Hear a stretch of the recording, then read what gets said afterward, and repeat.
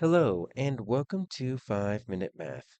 Today we are looking at the sixth grade concept of fractions, decimals, and percents. This is standard 6.4G in the great state of Texas, and we are using item number 35 of the 2025 release STAAR test. If you haven't done so already, please go ahead and take a moment to pause the video, work this problem out on your own, unpause it, and we will look at our answers together.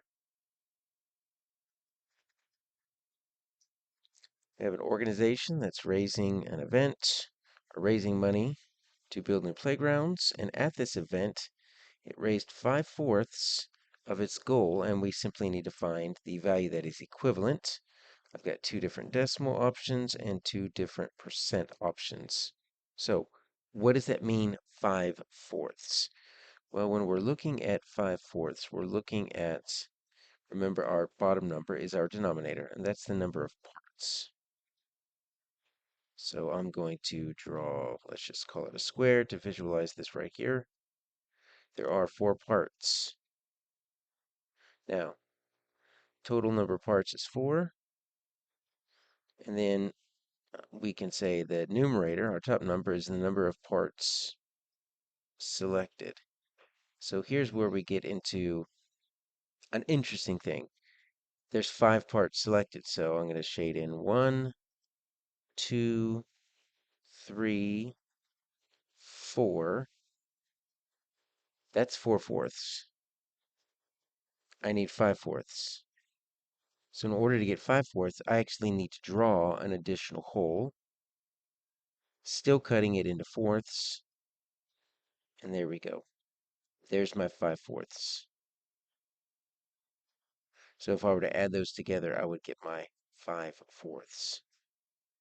So what I wanted us to see here is I wanted us to see that 5/4 is greater than 1. So we need to be able to find a value that is greater than 1. We call that an improper fraction, or fraction greater than 1, because our numerator is larger than our denominator. If our numerator was equal to the denominator, it would be equal to 1. And that helps because now let's look at our answers. What is equal to 1? Well, we can either write as 1 or 100%. If we have 100% of something, we have the entire thing. And so since 5/4 is larger than 1 or larger than 100%, we can actually eliminate C because 0.8, 8/10 is actually less than 1 whole. So we've eliminated one answer. We haven't even done any of the real work. That's just our knowledge of how improper fractions work. Now, it's either 1.25, 101%, 120%, but let's change these into decimals, right? So if there is a decimal, we can use that. If there's not a decimal, you can always put a decimal at the end of any whole number, right? Because that last place represents the ones place. And you can move the decimal over to the left. Really what we're doing is we're dividing by 100 because a percent is per 100. But in effect, it looks like we're just moving the decimal over twice. We're really dividing by 100. All right, so now we've got these two right here. And so we are going to go ahead and look at what is 5/4 equal to? The 1.25, the 1.01, or the 1.20? Okay, a few different options we can do that. Well, we could use our visual tools here, and we can see, well, if this is equal to 1, what is this 1/4 equal to? Well, that's a benchmark fraction, and most of us know what fourths are equal to, and if not, we can either divide up, we can make equivalent fractions.